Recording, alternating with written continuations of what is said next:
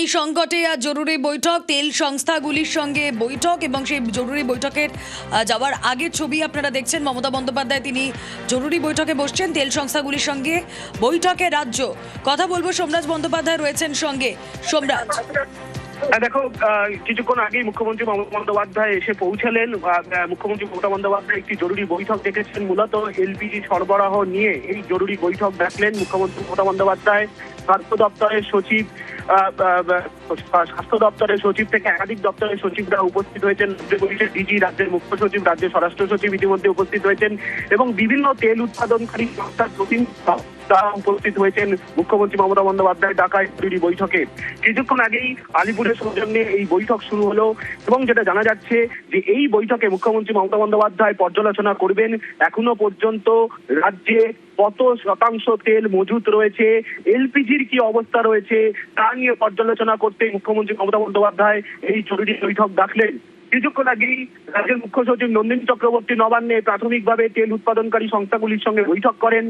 তাদের নবান্নে ডেকে পাঠানো হয় এবং তারপরে মুখ্যমন্ত্রী মমতা বন্দ্যোপাধ্যায় ডাকা জরুরি বৈঠকে নবান্ন থেকে সরাসরি চলে আসেন তেল উৎপাদনকারী সংস্থার প্রতিনিধিরা।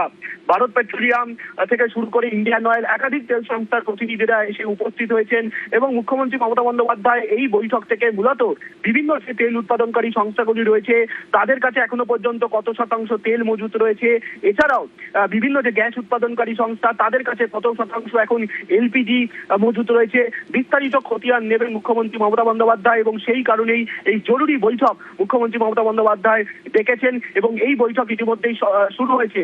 খাদ্য দপ্তরের সচিব থেকে কয়েকটি গুরুত্বপূর্ণ দপ্তরের সচিবদেরও এই বৈঠকে ডাকা হয়েছে, কারণ তুমি জানো যে মিড ডে মিল সহ একাধিক ক্ষেত্রে হাসপাতালগুলির পরিষেবা, একাধিক ক্ষেত্রে বাণিজ্যিক সিলিন্ডার পাওয়া যাচ্ছে না।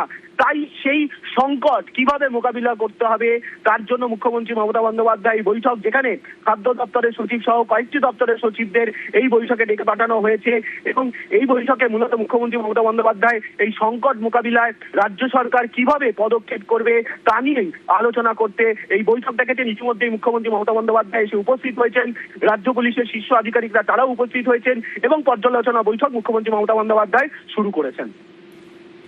বেশ, পর্যালোচনা বৈঠক ইতিমধ্যেই শুরু হয়েছে। কিভাবে এই পরিস্থিতির মোকাবিলা করা যায়, জ্বালানি সংকটে জরুরি বৈঠকে মুখ্যমন্ত্রী মমতা বন্দ্যোপাধ্যায় তেল সংস্থাগুলির সঙ্গে বৈঠকে রাজ্য। তিনটি তেল সংস্থাকে ইতিমধ্যেই ডাকা হয়েছে, সেই তেল সংস্থার কর্তার সঙ্গে বৈঠকে মুখ্যমন্ত্রী মমতা বন্দ্যোপাধ্যায় ইতিমধ্যেই পর্যালোচনা বৈঠক শুরু হয়ে গিয়েছে। কিভাবে মোকাবিলা করা যায় এখনো পর্যন্ত কি কি জানা যাচ্ছে জানবো। সোমরাজ বন্দ্যোপাধ্যায় রয়েছেন সঙ্গে। সোমরাজ, দেখো, যেটা জানা যাচ্ছে যে মুখ্যমন্ত্রী মমতা বন্দ্যোপাধ্যায় মূলত বৈঠক থেকে যেটা জানতে চেয়েছেন যে বিভিন্ন যে তেল উৎপাদনকারী সংস্থাগুলি রয়েছে তাদের কাছে এ রাজ্যে কতটা তেল মজুত রয়েছে। শুধু তাই নয়, ইতিমধ্যেই এলপিজি সংকট তৈরি হয়েছে, উত্তরবঙ্গের কয়েকটি জেলায় সংকট তৈরি হয়েছে, দক্ষিণবঙ্গেরও কয়েকটি জেলায় সংকট তৈরি হয়েছে, এমনকি কলকাতাতেও সেই সংকট পরিস্থিতি তৈরি হচ্ছে।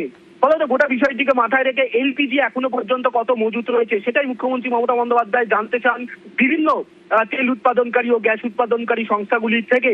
সেই কারণেই মুখ্যমন্ত্রী মমতা বন্দ্যোপাধ্যায় তড়িঘড়ি এই বৈঠক ডেকেছেন এবং আলিপুরে এই বৈঠক ইতিমধ্যেই শুরু করেছেন মুখ্যমন্ত্রী মমতা বন্দ্যোপাধ্যায়, যেখানে রাজ্য প্রশাসনের শীর্ষ আধিকারিকরা রয়েছেন।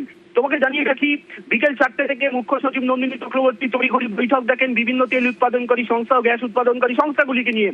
সেই বৈঠকের পরেই নবান্ন থেকে সরাসরি চলে আসেন তেল উৎপাদনকারী সংস্থা ও গ্যাস উৎপাদনকারী সংস্থাগুলি মুখ্যমন্ত্রীর ডাকা বৈঠকে এবং তারাও বৈঠকে যোগ দিয়েছেন। মূলত রাজ্যের কোথায় কত শতাংশ তেল মজুত রয়েছে, কতদিন এই তেল দিয়ে রাজ্যে আপাতত কাজ চালানো যাবে এবং তেল উৎপাদনকারী সংস্থাগুলি কি পরিকল্পনা নিয়েছে তা নিয়ে মুখ্যমন্ত্রী মমতা বন্দ্যোপাধ্যায়কে তারা বিশদে রিপোর্ট দেবেন। আমরা দেখেছি কিছুক্ষণ আগেই দুপুর 3টে থেকেই কেন্দ্রীয় স্বরাষ্ট্র সচিব গোবিন্দ মোহন তিনি বৈঠক করেছিলেন বিভিন্ন রাজ্যের মুখ্য সচিব এবং বিভিন্ন রাজ্যের ডিজির সঙ্গে এবং সেই বৈঠকে বেশ কিছু গুরুত্বপূর্ণ নির্দেশ কেন্দ্রীয় স্বরাষ্ট্র সচিব গোবিন্দ মোহন দিয়েছেন।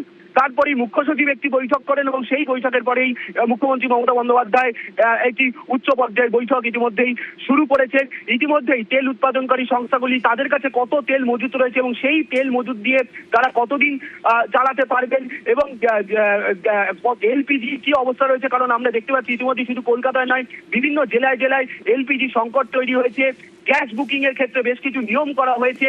তাই সামগ্রিকভাবে মুখ্যমন্ত্রী মমতা বন্দ্যোপাধ্যায় এই বৈঠক থেকে রিপোর্ট নেবেন। ইতিমধ্যেই তেল উৎপাদনকারী সংস্থা ও গ্যাস উৎপাদনকারী সংস্থাগুলি তারা বৈঠকে যোগ দিয়েছেন। সরাসরি নবান্ন থেকে তারা চলে আসেন আলিপুরের সৌজন্যতে এবং ইতিমধ্যেই সেই বৈঠক মুখ্যমন্ত্রী মমতা বন্দ্যোপাধ্যায় শুরু করেছেন। বেশ, আলিপুরের সৌজন্যতে সেই পর্যালোচনা বৈঠক চলছে। রাজ্যের সব তেল কোম্পানিগুলোকেই বৈঠকে ডেকেছে নবান্ন। তড়িঘড়ি বৈঠক ডেকেছেন মুখ্য সচিব নন্দিনী চক্রবর্তী। বিকেল 4টে থেকে এই বৈঠক ডাকা হয়েছিল। কিছুক্ষণ আগে এই বৈঠক ইতিমধ্যেই শুরু হয়ে গিয়েছে। রাজ্যের ভান্ডারে এখনো পর্যন্ত কত তেল মজুত রয়েছে, তা দিয়ে কিভাবে এই পরিস্থিতি আগামী দিনে মোকাবেলা করা সম্ভব হবে, এইগুলো নিয়েই মূলত পর্যালোচনা বৈঠকে আলোচনা হবে। এলপিজির কি অবস্থা বর্তমানে রয়েছে তা নিয়েই জরুরি এই বৈঠক। জরুরি বৈঠকে মুখ্য সচিব পৌঁছে গিয়েছেন মুখ্যমন্ত্রী মমতা বন্দ্যোপাধ্যায়। কিছুক্ষণ আগেই পর্যালোচনা বৈঠক শুরু হয়েছে। রাজ্যে বর্তমানে যা পরিস্থিতি, যে সংকটের পরিস্থিতি, সেই পরিস্থিতি কিভাবে মোকাবিলা করা হবে, আগামী দিনে কি হবে রূপরেখা, সেই নিয়েই আজকের এই পর্যালোচনা বৈঠক। তেল সংস্থার আধিকারিকরা তারা সেখানে রয়েছেন। তেল সংস্থাগুলোর সঙ্গে বৈঠকে মুখ্যমন্ত্রী মমতা বন্দ্যোপাধ্যায়।